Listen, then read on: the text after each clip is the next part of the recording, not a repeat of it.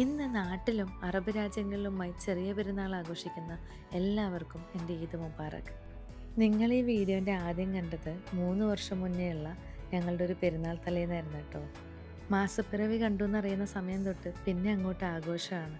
വീട്ടിൽ മുതിർന്നവരൊക്കെ ഫിത്ർ സക്കാത്തിൻ്റെ അരി അളക്കാനും പിറ്റേ ദിവസം പെരുന്നാളിന് പലഹാരങ്ങൾ ഉണ്ടാക്കുന്ന തിരക്കാണെങ്കിൽ, ഞങ്ങൾക്ക് മൈലാഞ്ചി വാങ്ങാനും ഡ്രസ്സിനൊത്ത കമ്മലും മാലയൊക്കെ വാങ്ങാനുള്ള ഓട്ടപ്പാച്ചിലായിരിക്കും.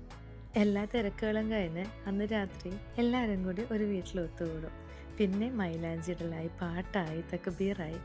പിന്നെ കൂട്ടത്തിൽ കുട്ടികൾക്കൊക്കെ സക്കാത്ത് കൊടുക്കൽ പരിപാടിയും കൂടിയുണ്ട്. എല്ലാം കൂടി ആകുമ്പോൾ ഒരാഘോഷമാണ് പെരുന്നാൾ തലേന്ന്. ഇവിടെ ഇപ്പോൾ ഞങ്ങൾക്ക് നാളെ ആട്ടോ പെരുന്നാൾ. അപ്പോൾ ഞങ്ങളിന്ന് ഡ്യൂട്ടി കഴിഞ്ഞ് വരുന്ന വഴിയിൽ നാളേക്കുള്ള സാധനങ്ങളൊക്കെ മേടിച്ച് ഒരു കുഞ്ഞു പ്രിപ്പറേഷൻസ് ഒക്കെ ചെയ്തു വെച്ചു.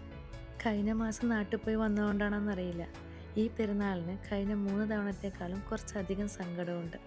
നമ്മളിവിടുന്ന് ഒറ്റയ്ക്ക് എത്രയൊക്കെ ആഘോഷിച്ചാലും ആ ഒരു പൂർണ്ണത കിട്ടാത്ത പോലെയാണ്. നാട്ടിലായിരുന്നെങ്കിൽ ഐസിന് എല്ലാവരുടെയും വക ഗിഫ്റ്റും സക്കാത്തും എല്ലാം കിട്ടുമായിരുന്നു കേട്ടോ. ഇവിടെ ഇപ്പം ഞങ്ങൾ മാത്രമായതുകൊണ്ട് അവന് വേണ്ടി ഞങ്ങൾ നാളേക്ക് ഒരു കുഞ്ഞ് സർപ്രൈസ് സെറ്റ് ചെയ്തു. എല്ലാവരുടെയും വകയായിട്ട് നാട്ടിൽ നിന്ന് കൊണ്ടുപോയിട്ട് ഗിഫ്റ്റാണെന്നും അതേപോലെ എല്ലാവരും അവന് വേണ്ടി സക്കാത്ത് നൽകിയിട്ടുണ്ടെന്നും പറഞ്ഞിട്ടാണ് ഞങ്ങൾ ഈ സെറ്റ് ചെയ്തേക്കുന്നത്. നമ്മുടെ ചെറുപ്പത്തിൽ പെരുന്നാൾ ദിവസം ഈ സക്കാത്തിൻ്റെ പൈസയ്ക്ക് വേണ്ടി എത്ര കാത്തു നിന്നിട്ടുണ്ടല്ലേ. അപ്പോൾ ഇനി പെരുന്നാൾ വിശേഷങ്ങളുമായിട്ട് നാളെ കാണാം കേട്ടോ. വൺസ് അഗെയിൻ എല്ലാവർക്കും Eid Mubarak. Thanks for watching. Bye bye.